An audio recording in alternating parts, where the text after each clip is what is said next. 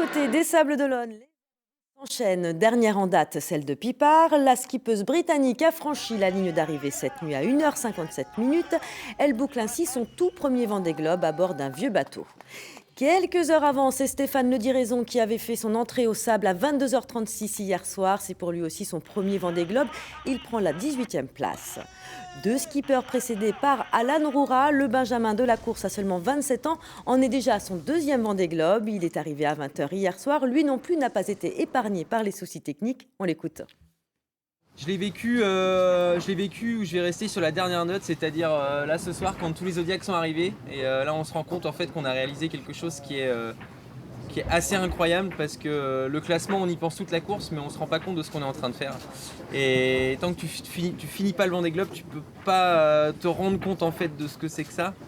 Et moi je vais garder cette note là quoi, un Vendée Globe dur mais magnifique. Et ce matin j'y serais pas retourné et là ce soir c'est quand qu'on y retourne quoi. Déjà deux Vendée Globe. Arnaud Boissière, lui, en a déjà fait le double. Le Vendéen d'adoption est arrivé jeudi matin et fait parler de lui normal. Tout le monde salue sa magnifique performance. Il est le premier skipper à enchaîner et à terminer 4 Vendée Globe à la suite. En autant de participation, c'est dire. Il est avec nous en direct des Sables-d'Olonne. Bonjour Arnaud Boissière. Déjà, comment allez-vous? Le retour sur Terre n'est pas trop dur? Ouais, bonjour.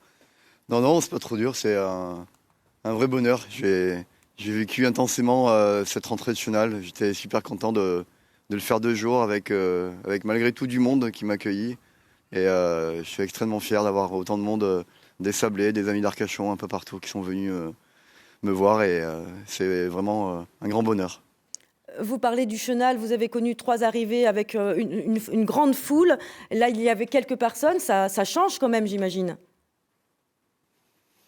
Oui, ça change, mais bon, on s'adapte, hein. Ce qui était sympa, c'est que sur les balcons, à droite à gauche du Chenal, il y avait des pancartes, il y avait des panneaux pour m'acclamer, mais aussi acclamer le Japonais qui arrivait juste derrière moi. Et ça qui est chouette, c'est que le Vendée Globe a cette force-là. On accueille le premier, mais on accueille jusqu'au dernier. Et moi qui suis basé ici, je prendrai beaucoup d'attention pour accueillir aussi Samantha Davis, auquel je pense beaucoup, et Isabelle Joschke, qui sont hors course, qui finissent le Vendée Globe. Et puis j'ai une pensée particulière pour Manu Cousin, qui est aussi vendéen d'adoption, qui est mon grand ami et qui a mon ancien bateau, qui a quelques galères. Et je suis vraiment fier de lui parce qu'il a une ténacité incroyable. Est-ce que l'on ressent, Arnaud Boissière, la même émotion à la 4e arrivée?